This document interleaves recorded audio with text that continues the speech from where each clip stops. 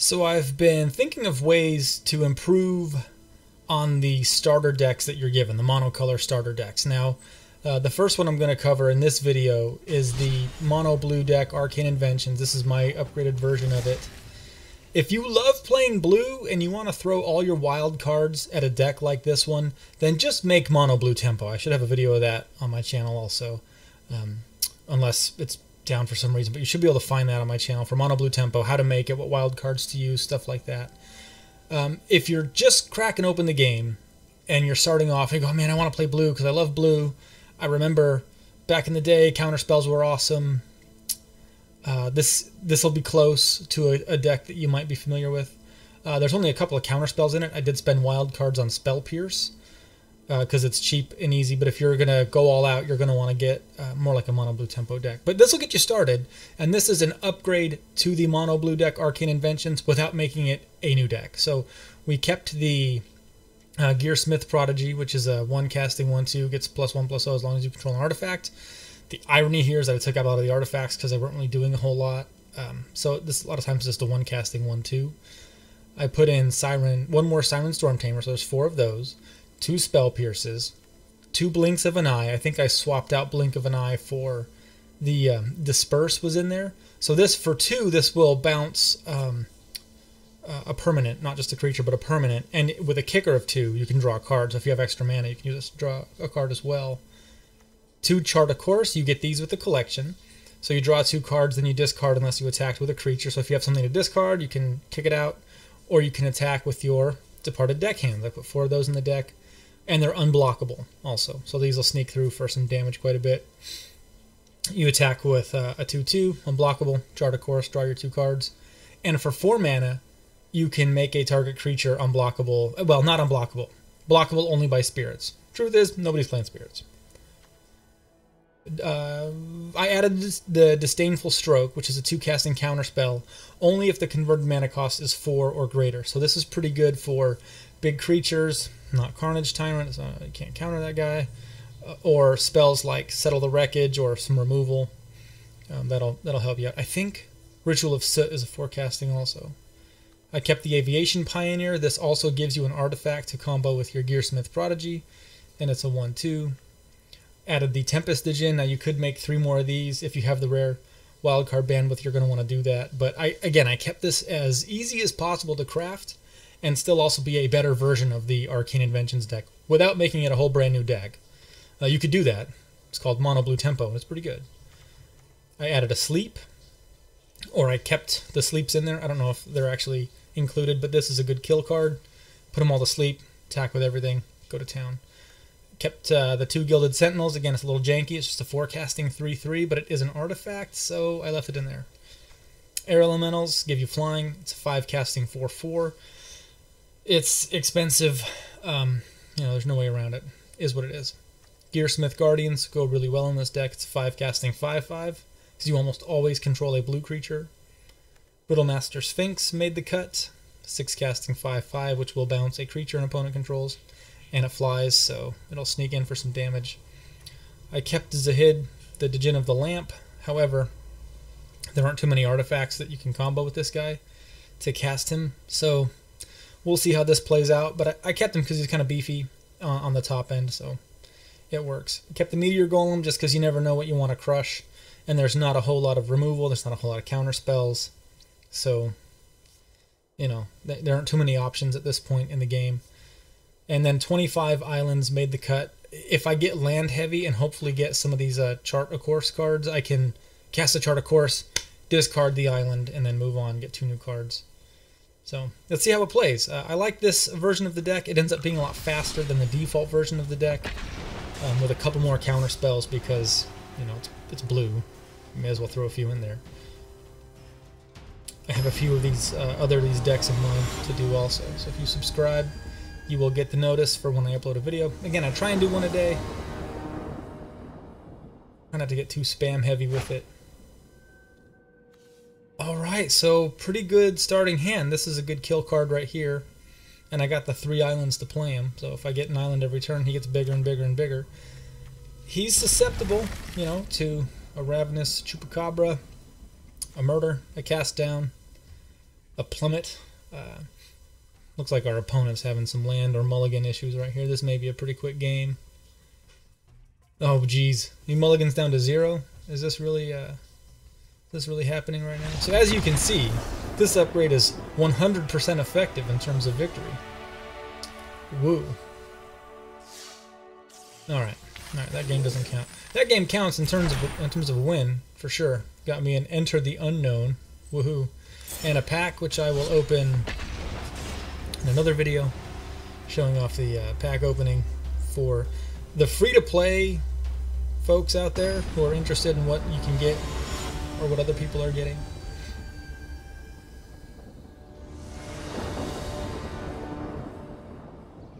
Alright, hopefully... So our hand isn't as solid as it had been, but this might show off the power of the Departed Deckhand, because they get pretty... It's like not even a scary card to play, but people don't always know how to handle it. Like, they don't want to waste a shock on a Departed Deckhand. Why would I... It's just a Departed Deckhand, I'm going to kill it. Because they want to save their burn for something else. And I've got 2 Aviation Pioneers. Those will go real nice with Gearsmith Guardian.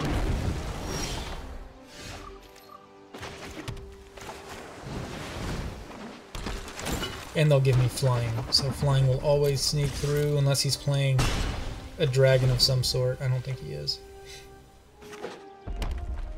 This is red-white though, so we might have some angels in there that get kind of scary. I will bounce them.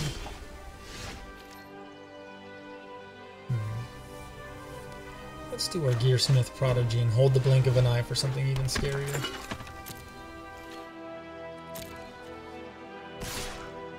Now my strategy with this deck is not to block too many times and delay the game as much as possible, because I don't have a very strong swooping killing effect later in the game. I've got to really hit hard, hit fast, and move through the opponent's whatever he's going to try and do. So he's playing a little bit of like a mono red style. Maybe he's got white splashed in there for something else. It doesn't really appear that he's doing like a Boros style mentor deck, but you never know.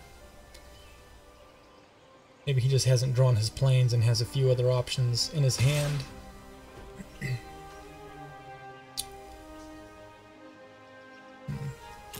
Do I block the Frenzied Raptor? It's just a 4-2. I'm going to go ahead and block it, because I've got more Prodigies in there, and I don't want to start taking 4 just yet. So we'll remove a creature from our opponent's board. We'll play our Gilded Sentinel, which is really an expensive use of our mana, and not something we really want to do all the time. But one more island and we can play a Gearsmith Guardian. This will be a pretty nice play. It'll survive a Lava Coil. It'll survive. This is kind of a janky deck we're playing. This is good. There we go.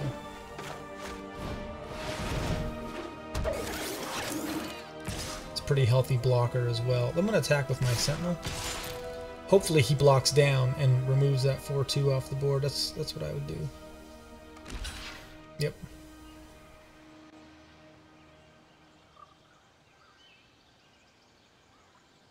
And he can't block my... Well, okay. Doesn't make a lot of sense. If you're going to block, if you're going to throw in the Pyromancer, then just chump block with your Pyromancer. You know, and then save your 4-2, and then, you know, try and get him on the crackback with your 4-2, although I have a nice blocker here in my Gearsmith Guardian. So I'm not really worried about too much of what he can throw out. Maybe a Demanding Dragon. Okay. Well, it should come as no surprise that my Aviation Pioneer is gone. And depending on the draw, I am going to bounce his Demanding Dragon. And okay, well I got a Chart a Course, so now I might want to save. It, because I can sneak in for 2 as often as I want. I'm going to hit him with both of these. Wait, no. Because I don't want to use Departed Deckhand's ability. I want to bait him into blocking. Does that make sense for everybody? So I'm going to swing in with both of my creatures right now. This is the play I wanted him to make. I wanted to see him block with Demanding Dragon. So we each lose our 5/5s. I'm totally fine with that. And I'm going to chart a course, draw some cards. I'd like to draw into a... I don't mind a Stormtamer at all. So my Stormtamer, I can pay 1 blue and sacrifice it and counter a spell or ability that targets me or a creature I control. So if Demanding Dragon comes into play, it deals 5 damage to an opponent. That's an ability that I can counter. Okay, this is great. So watch this. He's got a Charging Montresaur. It's a 5/5 with Trample and Haste. Oh noes, we're gonna bounce it. He attacks with everything, and we're just gonna do a regular sized blink of an eye on his Montresaur, which he can't recast. He's out of mana. I'm not gonna block. I'll happily take 3. Now I can't end the game this turn. But I can next turn. Alright, so he's at 3. I don't have to worry about a blocker. I don't have to worry about taking 8. I can take 8. I'll be at 7.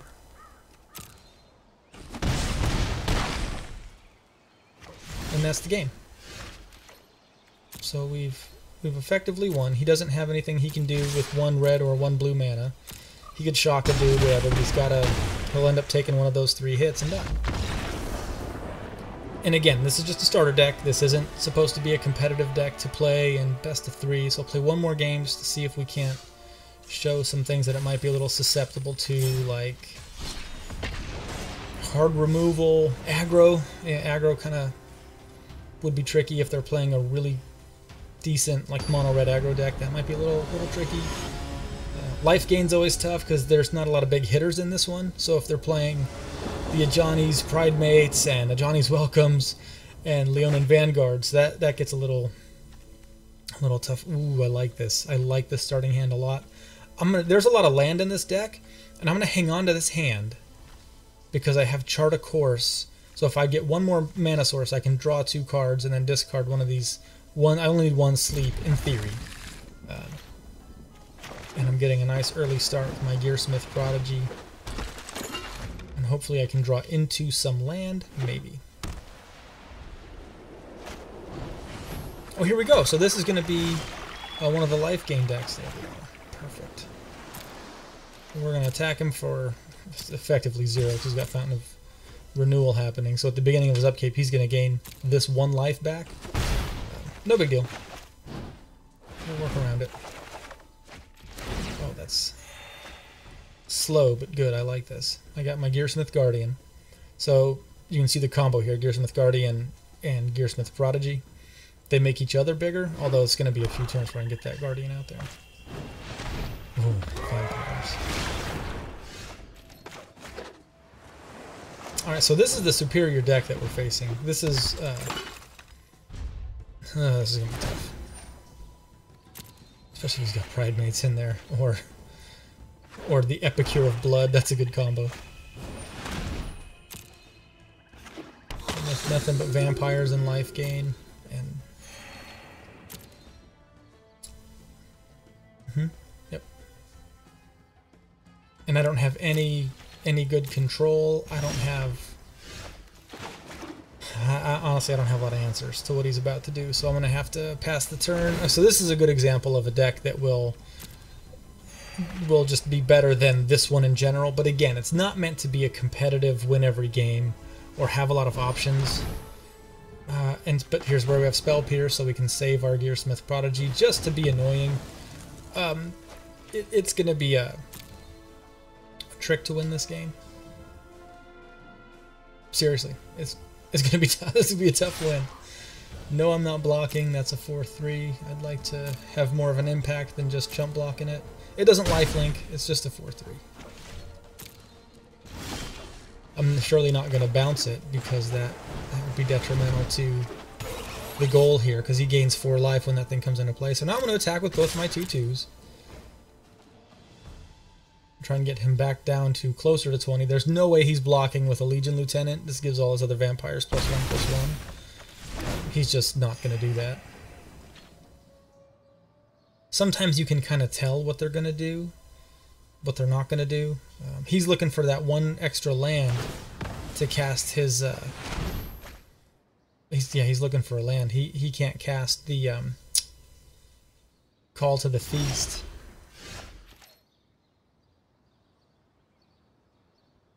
So this is exciting. Okay, I'm going to play a Stormtamer. Check this out. Check out the juke here. We're going to all-in attack. He's going to block with his Inspiring Cleric. He's going to block a Gearsmith Prodigy. And then I'm going to bounce his Legion Lieutenant and draw a card and kill his Cleric and do 7 damage to him. And I will lose my living counter spell, but that's okay. See this? So I'm going to kick this so I can draw a card. And then maybe I can sneak in for some sleeps. Maybe. So how about that for some trickery?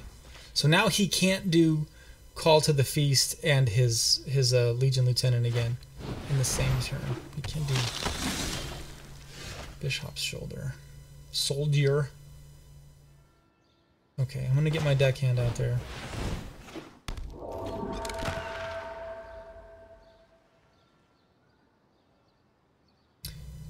We are going to be smart about how we attack.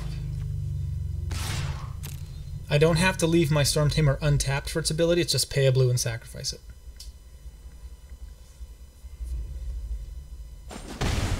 He chooses not to block. He's probably going to try and attack me and make that life back. And then I'm going to, the next couple of turns, I'm going to sleep and then sleep again and sneak in with everything. Well, yeah, we're going to do this. Choose that target and submit. So he may not have known how that was supposed to work. I'm not sure. I could have also Disdainful Stroke. That's what I should have done. That was a bit of a misplay. I forgot I had that actually. I just wasn't paying attention. So now instead of using sleep, I'm actually going to make my Gearsmith Prodigy unblockable. Well, blockable only by spirits. And then I'm going to throw this all at him. So he's got to block and lose his bishop and go down to 8 at best case scenario. He ends this turn at 8. And then I start sleeping and killing. So even against this deck, even though I sort of misplayed that last one there, it ends up, this is working pretty good for a brand new newbie starter deck.